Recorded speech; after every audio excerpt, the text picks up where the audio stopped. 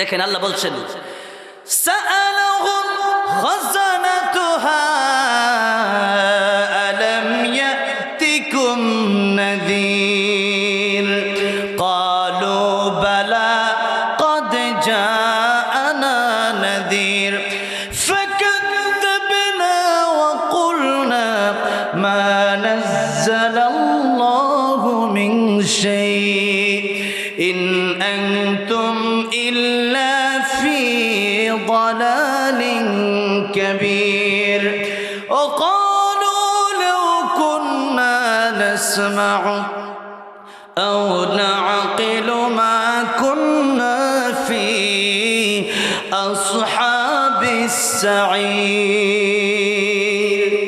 سألهم জাহান্নামীদেরকে প্রশ্ন করা হবে যে খাজানাতুহা আলাম ইয়াতিকুম নাযীর, তাদেরকে প্রশ্ন করা হবে যে তোমাদের কাছে কি ভীতি প্রদর্শনকারীরা আসে নাই?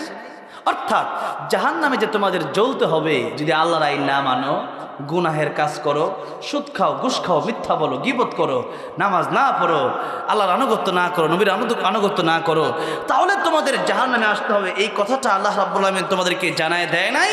আর সেই আল্লাহর কথাগুলো তোমাদেরকে কি ওলামায়ে কেরাম নবীরা কি তোমাদেরকে জানায় নাই?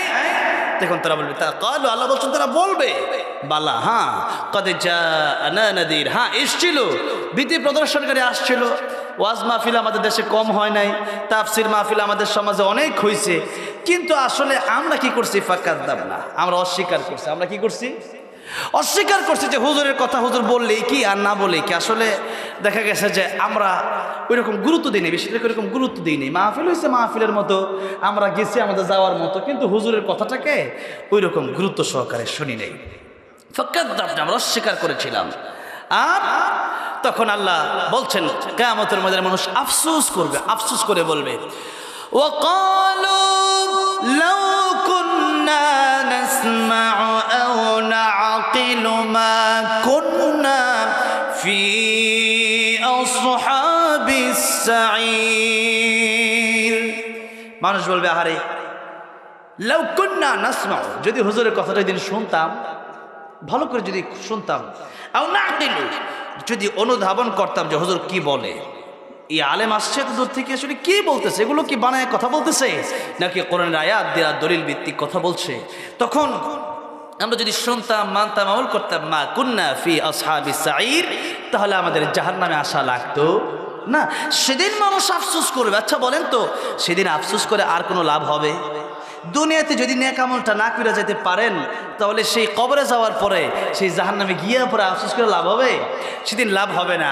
অন্য একটা আল্লাহ বলছেন কিয়ামতের ময়দানে মানুষ জাহান্নামে যাওয়ার পরে তারা আল্লাহকে ডেকে বলবে, রব্বানা আখরিজনা মিনহা ফাইন উদনা ফাইন্না যালিমুন। জাহান্নামীরা বলবে, আমাদের রব, আপনি আমাদেরকে জাহান্নাম থেকে একটু বের করে দেন, আরেকটা বার আমাদেরকে দুনিয়াতে পাঠান। ফাইন উদনা ফাইন্না যালিমুন। আয় আল্লাহ, আমরা আর জীবনে নামাজ ছাড়বো না। আয় আল্লাহ, আমরা আর জীবনে সুদ ঘুষ খাবো না। আয় আল্লাহ, আমরা আর জীবনে বকাবাদ্য করবো না। আয় আল্লাহ, আমরা আর জীবনে মিথ্যা বলবো না। আয় আল্লাহ, আমরা আর জীবনে নবীর আনুগত্যের বাহিরে যাব না, অর্থাৎ আমরা আর জুলুম নিজের উপর নিজে করবো না। আয় আল্লাহ, আপনি আমাদেরকে আরেকটা বার বের করে দেন। আল্লাহর জবাবটা কি হবে একটু লক্ষ্য করে শুনেন। সেদিন আল্লাহ কি জবাব দেবেন? আল্লাহ বলবেন, কালাখসাউ ফিহা, লাঞ্ছিত অবস্থায় জাহান্নামে পড়ে থাক, ওয়ালা তুকাল্লিমুন, চুপ, আজকে আমি আল্লাহর সাথে কোনো কথা বলবি না, চুপ। আল্লাহ যেদিন বলবেন আমি আল্লাহর সাথে কোনো কথা বলবি না, চুপ, সেদিন কি আর কারো ক্ষমতা আছে জাহান্নাম থেকে বের করে আনার মতো কোনো ক্ষমতা আছে? তখন মানুষ বলবে, ও শয়তান, তোর কথায় আমি সুদ ঘুষ খাইছি, তোর কথাই গান বাজনা করছি, তোর কথাই জিনা করছি, তোর কথাই নামাজ পড়ি নাই, তোর কারণে। এই শয়তান, তুইও তো জাহান্নামে, আমিও জাহান্নামে, এবার পারলে বাঁচা। শয়তান বলবে, ফাইজদামির জায়গা পাও না, আমার কথায় না। শয়তান কি বলবে সেটা আল্লাহ কোরআন শরীফে বলে দিয়েছে। শয়তান বলবে, ইন্নাল্লাহা ওয়াদাকুম ওয়াদাল হক, আল্লাহর ওয়াদাই সত্য ছিল। আল্লাহর কথা শোনো নাই কেন? আল্লাহ যে কোরআন শরীফে এত কথা বইলা দিছে, তোমরা একসময় ছিলা না, এখন আসো, আরেকবার তোমরা থাকবা, চোখের সামনে প্রতিদিন তোমাদের সামনে মানুষ কবরে চলে আসছে। যে আল্লাহ তোমাদেরকে নাই থেকে জিরো থেকে হিরো বানায়, একসময় ছিল না, এখন আল্লাহ তোমাদেরকে বানাইছিল। এরপরে এত কথা আল্লাহ কোরআন থেকে বলার পরে যে তোমাদেরকে আল্লাহ পাঠাইছে, মা খালাকতুল জিন্না ওয়াল ইনসা ইল্লা লিয়াবুদুন, আল্লাহর ইবাদতের জন্য পাঠাইছে। আফাহাসিবতুম আন্নামা খালাকনাকুম আবাসা ওয়া আন্নাকুম ইলাইনা লা তুরজাউন, তোমাদেরকে আল্লাহ তো অনর্থক বানাই নাই। এত কথা তোমাদেরকে কোরআন থেকে দলিল ভিত্তিক আলোচনা করার পরেও তোমরা সেই কথা শুনছো কি? আমি কইছি গান বাজনা করছো, আমি কইছি গীবত করছো, আমি কইছি নামাজ পড়িস না পড় নাই, আমি কইছি যে জেনা করছো, আমি যেমনে বলছি ওইভাবেই তুমি চলছো। আমার কথা কোনো দলিল প্রমাণ ছিল না, আল্লাহর কথার দলিলের অভাব ছিল না, এরপরেও আল্লাহটা মানো নাই। আজকে আল্লাহর ওয়াদাই সত্য ছিল, এটাই বাস্তব, এটাই বাস্তবতা। ইন্নাল্লাহ ওয়াদাকুম ওয়াদাল হক, আল্লাহর কোরআনের আয়াত আল্লাহ বলছেন সেদিন শয়তান জবাব দেবে যে আল্লাহটাই সত্য ছিল, আমি মিথ্যাই ছিলাম, আর আমি ছিলাম মিথ্যা কথার কারিগর, যা বলছে সবই মিথ্যা বলছি। এখন তুমি আজকে জাহান্নামে আসছো, এখন আমার দলিল ভিত্তিক দলিল ছাড়া কথা তুমি শুনলা কেন? জাহান্নামে আমি পড়বো, আরো ভালো করে পড়ো। কথাটা বোঝেন নাই? তখন শয়তান বলবে যে আমার কথা শুনলি কেন, তুই আরো বড় পাপ করছো, আমার কথা শুনছিস কেন? তখন শয়তান বলবে আমিও জাহান্নামী, তুমিও জাহান্নামী, সুতরাং আজকে কথা কইয়া কোনো লাভ, আজকে আমার সাথে কথা বলে কোনো লাভ নাই। তো শয়তানে তো কোনো কিছু করতেই পারবে না। দেখেন ওদিকে আল্লাহ বলবেন চুপ, জাহান্নামে লাঞ্ছিত অবস্থায় পড়ে থাক। আল্লাহ যখন বলবেন কালাকসাউ ফিহা, জাহান্নামে লাঞ্ছিত অবস্থায় পড়ে থাক, ওয়ালা তুকাল্লিমুন, আজকে আমি আল্লাহর সাথে কোনো কথা বলবি না। বলেন তো সেদিন কষ্টটা আরো কমবে না বাড়বে? জাহান্নামের চেয়ে বেশি কষ্ট সেদিন মনে হয় এই কষ্ট হবে, আল্লাহ যেদিন বলবে আমার সাথে কোনো কথা তোরা বলবি না, সেদিন কি কষ্ট হবে।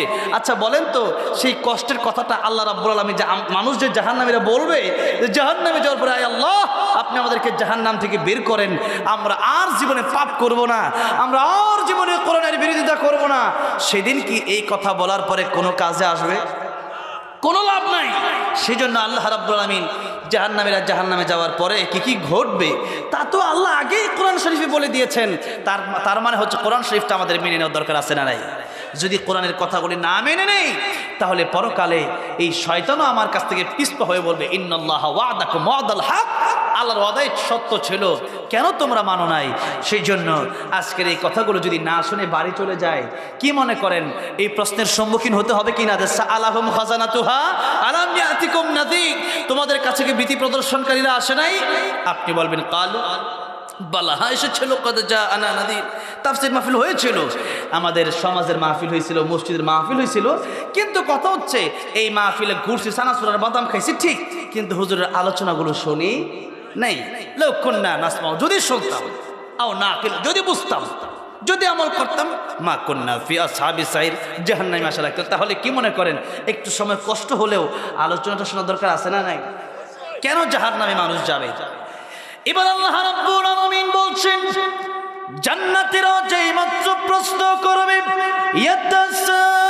ইয়াতাসাআলুনা আনিল মুজরিমিনা মা সালাকাকুম ফি সাকার, যখন নাকি জাহান্নামীদেরকে প্রশ্ন করা হবে কি জন্য তোমরা জাহান্নামে এলে, তখন জাহান্নামীরা কি উত্তরটা দেবে এটাও আল্লাহ কোরআন শরীফের ভিতরে উল্লেখ করে বললেন, ক্বালু লাম নাকু মিনাল মুসাল্লিন ওয়া লাম নাকু নুতঈমুল মিসকিন ওয়া কুন্না নাখুযু মা'আল খাইদিন ওয়া কুন্না নুকাযযিবু বিয়াউমিদ্দিন।